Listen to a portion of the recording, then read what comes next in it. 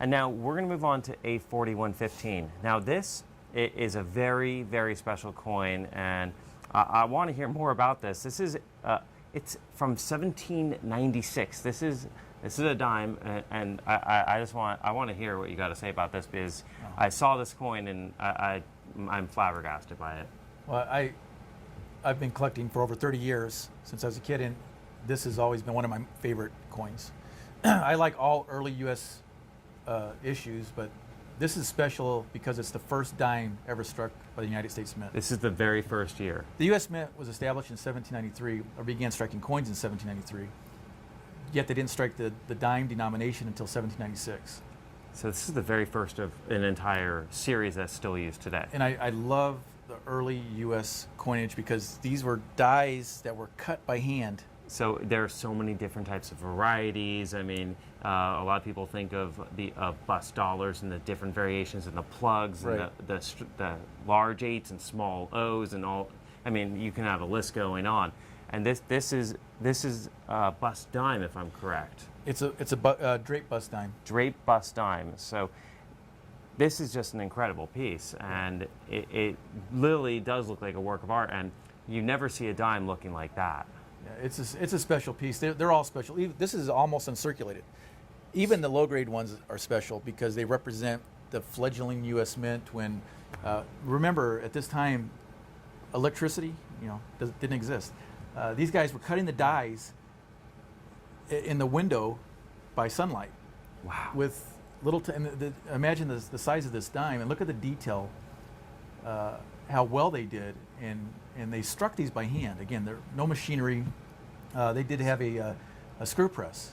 But they did have to create each die individually, and I'm sure they broke down really easily, so they had to recreate another dies, and I'm sure there were a lot of failed attempts. So and then you think this is the beginning of American commerce, and you just think how many were spent, how many were melted down. I mean, there's probably not very many of these that exist, period. Well, they struck 22,000 total. Well, that's the reported mintage of dimes in 1796. Okay. 22,000 total. But as you stated, these were melted over the years. They were lost. They were spent. These were workhorse coins. They were. Yeah. This is how. That's circulate. how the world existed. They were using a dime, and dime probably back then was a higher denomination. It was not a small amount of money as compared to today. You wouldn't want to lose a dime. No. Or even a penny at that time, or a cent. And looking at the reverse, I mean, you don't see the reverse of coins like this, where it's a kind of like the beginning. It almost looks like a rooster as opposed to an eagle. It's so different. Well, in later years, actually just a couple years later, you're right. The public complained. They said that the eagles on our coinage look like chickens, starving chickens. So they came up with a heraldic eagle design to replace this. But again, it adds character because this was engraved by Robert Scott, one of the first engravers of the U.S. Mint, by hand. The dies were only 22,000 were struck.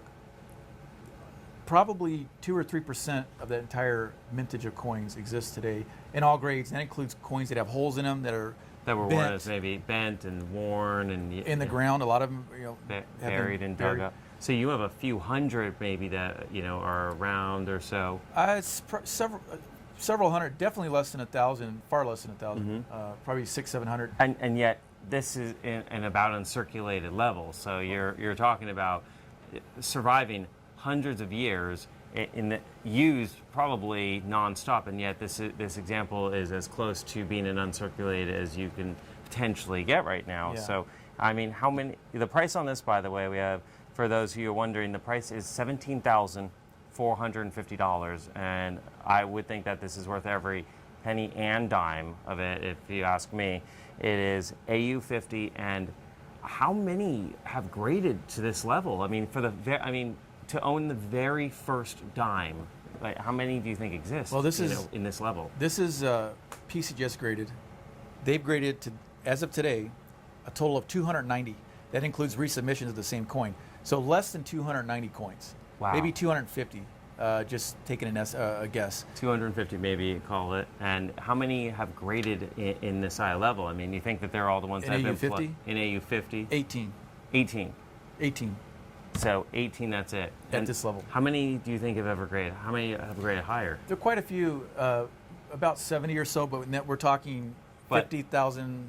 You're talking more. You're going, so this is without having to break your bank, you're under 20,000 for an AU 50, one where you can actually see the details, you can appreciate the design, you can appreciate the history of it, as opposed to one that has been worn almost thin, that might be more affordable, but when you look at this, you can actually appreciate and study it and understand it and realize what you're holding, as opposed to maybe a slug.